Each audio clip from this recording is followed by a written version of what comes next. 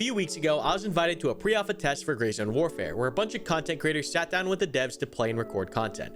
So in this video, we'll be going over my impressions after getting hands-on time with the product, talk about what I liked, what I disliked, my concerns, and my hopes for the studio moving forward. One of the things I really do want to drive down on before we get started here is that this is incredibly early access pre-alpha footage, and plenty of things are subject to be changed, added, or removed, so please keep that in mind. For example, in our playtest build, there were quite a few performance problems with stutters and hardlocks, which seemed to already be fixed from the early footage IGN posted this week. But with that disclaimer out of the way, let's jump straight into the good. First off, what I can say is that Gray Zone Warfare is a real game. There's a build that multiple players can connect to shoot, move, and experience the world. It's not just smoke and mirrors with highly edited trailer footage or a flashy cinematic trailer. This is a real game. Much more than I can say for many other games announced in our niche this past year.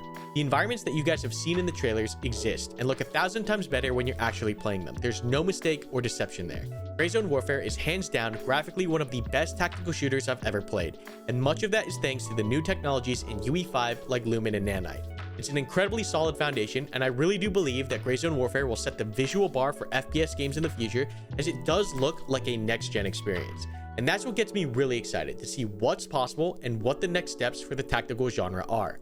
We were also able to experience the living session system where you never leave a raid or enter a loading screen. After hopping into the server, it is a seamless, continuous experience, which is absolutely outstanding. From the Little Bird ride into the AO, actions on the objective, the extraction, and then regearing for another raid, it is all one session.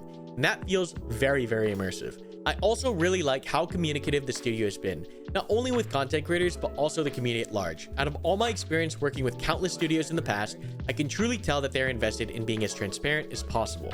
And from that experience of talking with the devs as we played, it's really comforting to hear that this is a team with the manpower and resources to do something grand.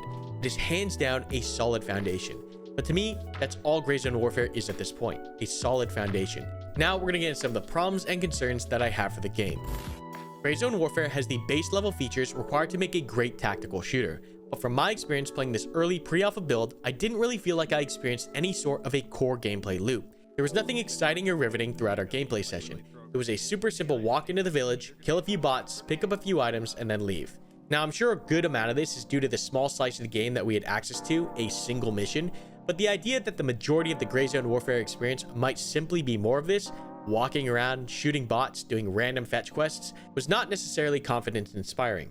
I had really hoped to see more PvP elements or PvP testing during this event, as that's the core reason why games like Escape from Tarkov, Squad, or even Armor of Forge or Conflict are so exciting. I really do worry that Gray Zone Warfare might go the way of other tactical games in the past. Games like Ground Branch or 6 Days in Fallujah, where visuals and small tactical features like weapon customization, intricate health and ballistic systems, and other things are added, without a long-term, engaging, gripping reason to continue playing. I know in the past, Gray Zone has mentioned that the planned experience is PvEVP, but every time PvP is talked about, it seems like a very small chance encounter and not the primary conflict driver in the world. In general, I have no problem with PvE-heavy experiences like Arma 3 or Ready or Not, but I think a large portion of that is due to having convincing, effective, dynamic AI. And to be honest, the AI in Gray Zone Warfare needs a lot of work.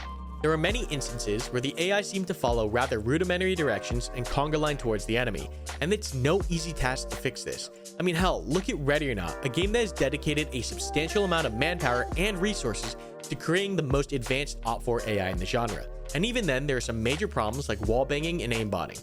AI is incredibly hard to balance in the long term as well. As players get better, more experienced, and better equipped, some of the only levers PvE heavy experiences have to pull are making the bots more tanky, making the bots more accurate, or simply adding more of them. PvE heavy experiences in this genre have problems with long-term player retention. Look at Ground Branch, 6 Days in Fallujah, and even Ready or Not. In games like Tarkov, players are what give you that adrenaline and excitement. Is that a scav or a real player? Is it a solo PMC, a squad, a three-way fight? But from this playtest and from what I'm understanding from the messaging of the game over the past few months, is that PvP is secondary. This goes back to one of my main questions I always ask when I'm playing a game. What is the goal of this experience? In Ready or Not, the answer is chasing S-rank clearances. For Squad, it's the cinematic moments and player interaction. For Tarkov, it's the hardcore competitive grind against other players to progress and unlock more power. In Arma 3, for me at least, it's the execution of complex platoon scale maneuvers. But in Gray Zone Warfare, I don't really understand or know why I'm doing what I'm doing. I never felt a challenge or a drive as I was playing. It felt like a very sterile bot shooter experience. I feel like this game is trying to capture the magic of Tarkov, as there are many Tarkov-inspired elements, but the magic and trauma of that Tarkov experience lies in heavy PvP interaction. Is Gray Zone Warfare trying to be more like a tactical first-person Ghost Recon? But in that case, I feel like we need a more compelling story to buy into and characters to attach to. I'm simply unsure what the goal or the meat of the game is, because at this point, all we've seen is a beautiful bot-killing fetch quest experience. Another large concern I have with the structure of the experience as a whole is that technically Gray Zone Warfare is a three-way split game between 3 different PMC groups, where players will be randomly playing with other players of the same faction, with friendly fire enabled. Now, this is a pretty concerning problem.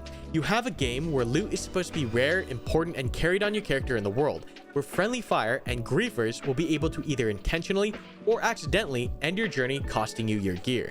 Now, imagine Tarkov, but every time you load it in, you're automatically slotted with a random squad. Or imagine yourself in a public ground branch or Ready or Not lobby every time you load it in. Those don't necessarily sound like fun experiences. It's these really niche problems that Gray Zone Warfare will have to tackle. Now, there's a bunch of other issues I think are easily fixable I could bring up, like the stiff animations or flat gun sounds.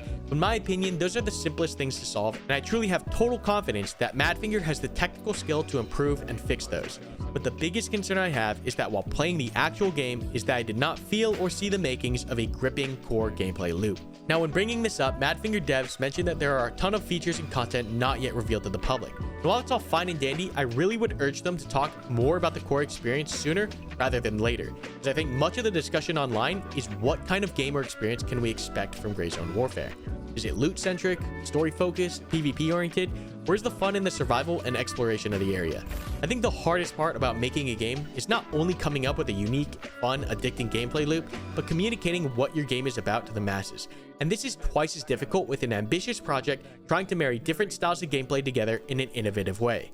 I don't envy Madfinger in the slightest, but they have a ton of work cut out for them, and I'll be here watching and hoping that they can pull it off.